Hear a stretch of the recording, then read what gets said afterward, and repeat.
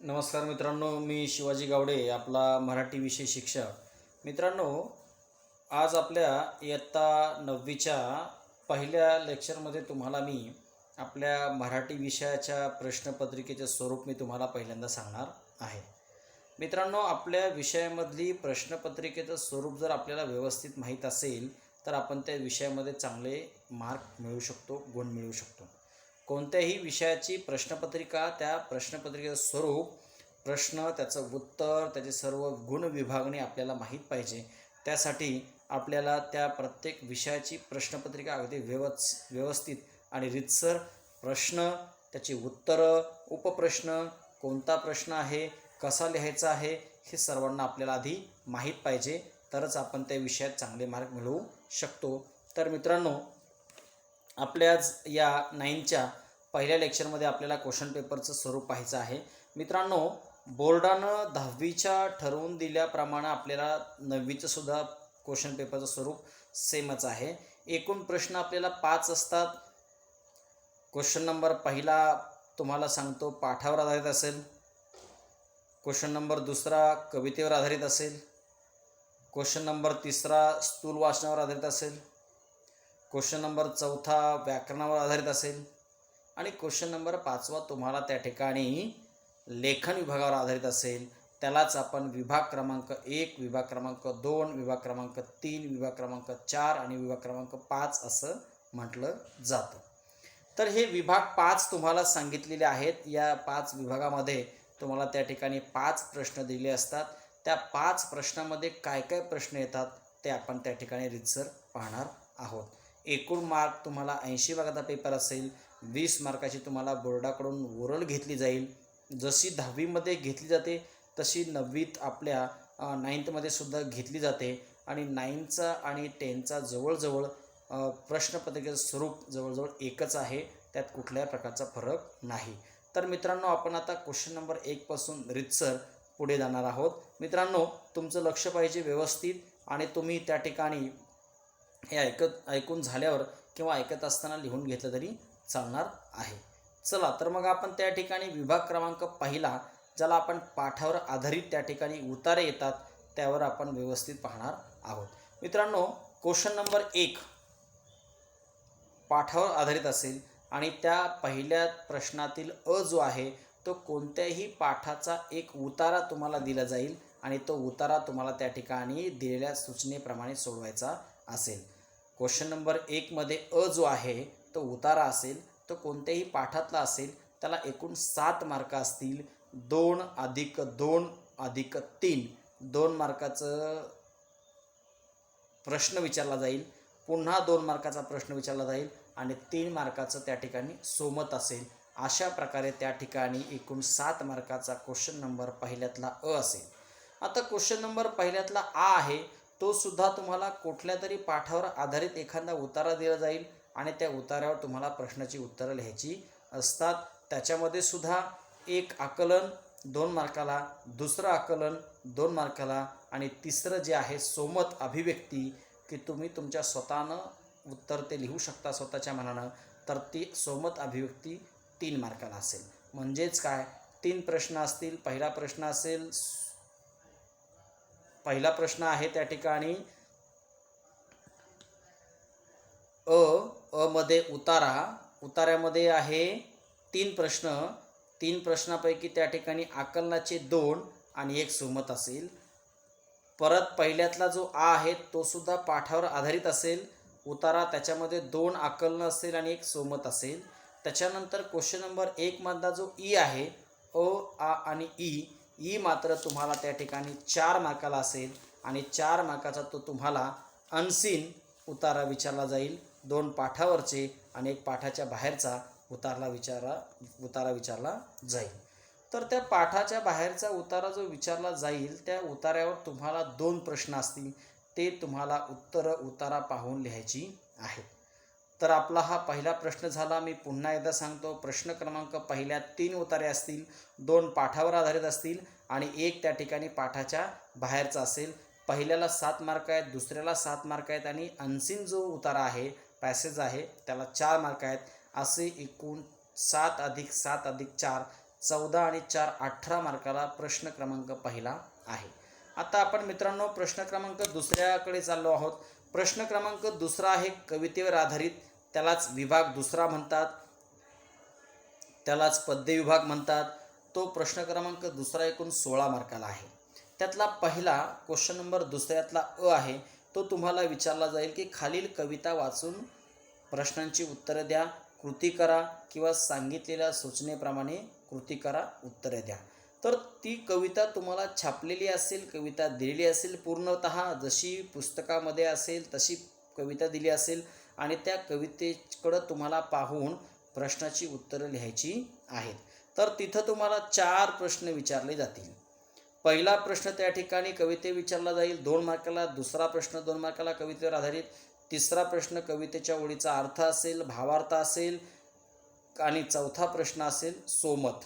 असे 4 प्रश्न विचारले जातील. प्रत्येक प्रश्न 2 मार्काला असेल. एकूण प्रश्न क्रमांक दुसऱ्यातला आहे, तो जो आहे तो 8 मार्काला असेल. आता प्रश्न क्रमांक दुसऱ्यातला जो आहे, त्या मध्ये तुम्हाला काय काय विचारलं जाईल.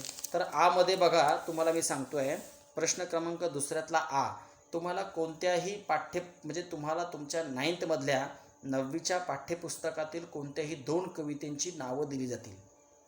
फक्त नावं दिली जातील आणि नावांच्या आधारावर तुम्हाला त्या कवितेत असणारे ते काही मुद्दे असतील, ते 5 मुद्दे असतील आणि त्या 5 मुद्द्यांचं तुम्हाला 5 मुद्द्यांची उत्तरं लिहायची आहेत. पहिला प्रश्न असेल कवितेचे कवी किंवा कवयित्री, दुसरा प्रश्न असेल कवितेचा विषय, तिसरा प्रश्न असेल कोणत्याही 2 ओळींचा अर्थ. ओळी तुम्हाला तिथं दिल्या जातील, त्या ओळींचा अर्थ तुम्हाला लिहायचा आहे.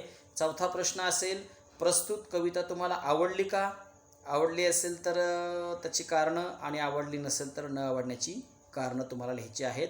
आणि 5वा टॉपिक आहे खालील कवितेत येणाऱ्या शब्दांचे अर्थ किंवा तुम्हाला त्या कवितेत काय महत्त्वाचं आहे किंवा कवितेत तुम्हाला काय समजलं, अशा प्रकारचं तुम्हाला प्रश्नाचं उत्तर द्यायचं आहे. अशा प्रकारे प्रश्न क्रमांक दुसऱ्यातला आहे, तिथं कवितेची नावं दिली जातील नुसती 2 आणि त्या 2 कवितेंच्या नावावर तुम्हाला 5 टॉपिकचा अभ्यास करायचा आहे. तो प्रत्येक टॉपिक, पहिले 2 टॉपिक तुम्हाला 1-1 मार्काला आहेत आणि बाकीचे 3 टॉपिक तुम्हाला 2, 2 आणि 2 अशा प्रकारे क्वेश्चन नंबर दुसऱ्यातला जो आहे तो एकूण 8 मार्काला आहे. हा झाला क्वेश्चन नंबर दुसरा, कवितेवर आधारित प्रश्न. आता क्वेश्चन नंबर तिसरा आहे, तो तिसरा प्रश्न म्हणजे स्थूल वाचनाचा आहे. स्थूल वाचन म्हणजे आपल्या पुस्तकात प्रत्येक भागात एक स्थूल वाचन दिलं आहे. प्रत्येक वर्षी ह्या स्थूल वाचनाचा प्रश्न 6 मार्काला विचारला जातो आणि तुम्हाला 9वीत सुद्धा 6 मार्काला प्रश्न येत असतो. विभाग क्रमांक 3 स्थूल वाचन. इथं तुम्हाला पाठ्यपुस्तकातल्या स्थूल वाचनाचे खालचेच प्रश्न विचारले जातात आणि त्या 3 प्रश्नापैकी 2 प्रश्न तुम्हाला लिहावे लागतात. प्रत्येक प्रश्न तुम्हाला 3 मार्काला आहे. 3 अधिक 3 बरोबर 6 मार्काचा प्रश्न तिसरा संपला. प्रश्न क्रमांक 4 अतिशय महत्त्वाचा आहे, अतिशय सोपा आहे आणि चांगले मार्क मिळवून देणारा आहे. प्रश्न क्रमांक 4 विभाग 4 भाषा अभ्यास किंवा व्याकरण, त्याला आपण असं म्हणूया. प्रश्न क्रमांक 4 आहे, 4 आहे, काय आहे, वाक्यांचे प्रकार ओळखा. तर तुम्हाला वाक्यांचे प्रकार ओळखा येईल. त्यात प्रश्नार्थी असेल, आज्ञार्थी असेल, उद्गारार्थी असेल, विधानार्थी असेल, होकारार्थी असेल आणि नकारार्थी असेल. तिथं तुम्हाला फक्त वाक्य दिली जातील, ती वाक्य तुम्हाला ओळखायची आहेत. त्याच्यानंतर दुसरा आहे वाक्य रूपांतर.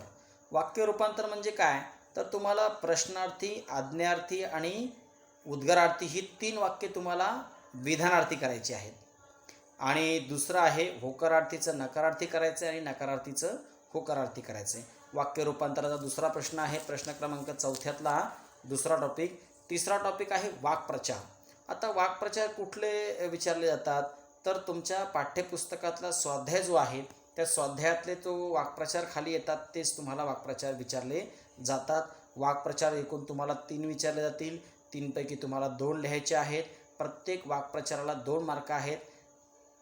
वाक्प्रचाराच्या अर्थाला 1 मार्क आहे आणि वाक्यात उपयोग करायला 1 मार्क आहे. अशा प्रकारे एकूण गुण आहेत 4.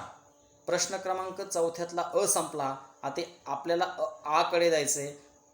आ मधला पहिला आहे शब्दसंपत्ती, त्याच्यामध्ये 1 मार्काला असेल समानार्थी शब्द लिहा. दुसरा असेल विरोधार्थी शब्द लिहा, त्याला 1 मार्क असेल. पुन्हा तिसरा असेल शब्दसमूहाबद्दल 1 शब्द. शब्दसमूहाबद्दल 1 शब्द म्हणजे काय, तर शेती करणारा शेतकरी असेल, सोन्याची दागिने तयार करणारा सोनार असेल, देवाची भक्ती करणारा भक्त असेल. असे प्रश्न तुम्हाला विचारले जातील, ते 1 मार्काला असेल. चौथा असेल वचन बदला, वचन ओळखा किंवा वचन बदलून वाक्य लिहा. त्याच्यानंतर त्यातला 5वा टॉपिक आहे लेखन नियम. तुम्हाला वाक्य चुकीचं दिलं जाईल ते बरोबर करून लिहायचं आहे. शब्द चुकीचे असतील ते योग्य शब्द ओळखायचे आहेत. त्याच्यानंतर 6वा टॉपिक आहे विरामचिन्ह, ते 2 मार्काला असेल. लेखन नियम 2 मार्काला असतील. वचन 1 मार्काला, शब्दसमूह 1 मार्काला, विरोधार्थी शब्द 1 मार्काला आणि समानार्थी शब्दसुद्धा 1 मार्काला. अशा प्रकारे त्या ठिकाणी एकूण 8 मार्काला क्वेश्चन नंबर 4थ्यातला आ असेल आणि क्वेश्चन नंबर 4थ्यातला अ 8ला आणि आ 8ला, असं एकूण क्वेश्चन नंबर 4था भाषा अभ्यास म्हणजे व्याकरण एकूण 16 मार्काला असेल. विरामचिन्हाचा पुन्हा एकदा सांगतो, विरामचिन्हे ओळखा येईल, विरामचिन्हे वापरा येईल किंवा विरामचिन्हांचा एक चार्ट येईल, तक्ता येईल, तो तुम्हाला बरोबर ओळखायचा आहे, त्याची नावं लिहायची आहेत. आता सगळ्यात महत्त्वाचा प्रश्न म्हणजे मित्रांनो, क्वेश्चन नंबर 5वा असेल, त्याला आपण लेखन विभाग म्हणतो, रायटिंग स्किल म्हणतो. त्याच्यामध्ये तुम्हाला 5व्यातला पहिला अ आहे. अ मध्ये पहिलं येतं तुम्हाला पत्रलेखन. आता पत्रलेखन गेल्या वर्षी नियामक अभ्यास मंडळाच्या नियमानुसार तुम्हाला 2 पत्र आहेत, औपचारिक आणि अनौपचारिक. एक घरगुती आहे आणि एक कौटुंबिक आहे आणि एक ऑफिशियल आहे.